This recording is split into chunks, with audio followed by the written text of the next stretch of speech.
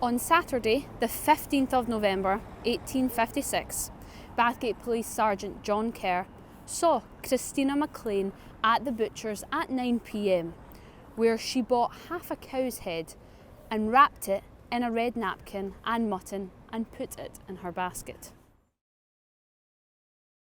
Just before 11 p.m, brothers Thomas and John Maxwell, in the company of two miners, left the Chalmers pub in Bathgate before proceeding into the Railway Tavern here at Whitburn Road. The McLeans and Manfield were already in the Railway Tavern when the Maxwells arrived.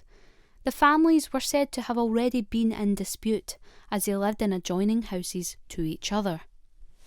On their way home, just after 11 p.m, at the Boghead Bridge in Bathgate, Peter McLean, aged 29, his wife Christina and his daughter Jane, alongside a man named William Mansfield, followed Thomas and his brother John from the Railway Tavern. It was said that they had had a drunken argument about religion. The McLeans and Mansfields were Protestants, while Thomas and his brother John were Catholic. Witnesses recalled hearing Peter McLean marching along Whitburn Road looking for Maxwell, stating to one group of passers as he looked narrowly at the man named Daniel Fern's face before breaking his gaze, "You are not the man." McLean overtook the Maxwells before rushing towards Thomas within 3 to 4 yards of the Boghead Bridge, violently stabbing him in the heart with his pocket knife. Meanwhile, William Mansfield and Christina McLean attacked both men violently with fists and rocks. Thomas Maxwell ran a few steps forward after receiving the wounds and had fallen on the bridge. His assailant climbed on top of him, and most likely in this moment, McLean attempted without success to inflict another wound, as seen by the mark on the victim's throat.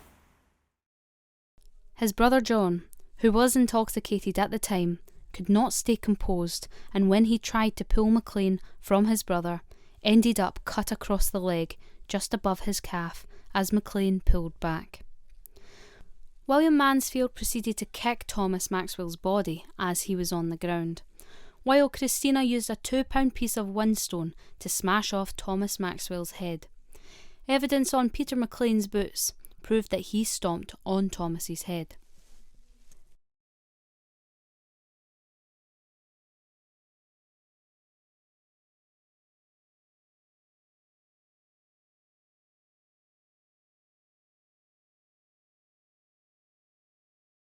At the end of the altercation, the 26-year-old Thomas Maxwell was dead, and his brother John was left unconscious on the road at the bridge. At 1 a.m, a girl named Rosie Devlin cried the attention of a McMullen and Paulin, who attempted to take Thomas Maxwell's body home before eventually fetching the police. It was reported that the men were apprehended by the police almost immediately, while they were washing blood from their hands and clothes. Peter McLean, Christina McLean and William Mansfield were charged with murder and assault and imprisoned in Bathgate Jail on Hill Street. Their trial began on the 12th of January 1857. John Maxwell was the main witness for the prosecution, Thomas's brother, who survived the attack.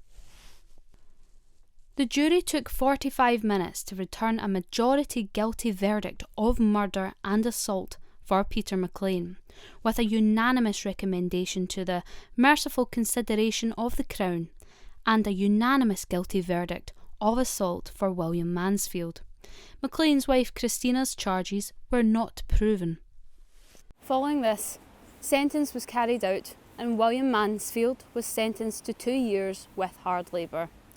Finally, Peter McLean stood in front of the judge, who put on his black cap and pronounced that Peter McLean should be transmitted to Linlithgow prison, there to be fed on bread and water only until the 2nd of February, and upon that day, between 8 and 10 in the forenoon, to be taken to the common place of execution, or such place as the magistrates of that borough shall appoint, and there to be hanged by the neck on the gibbet until he be dead.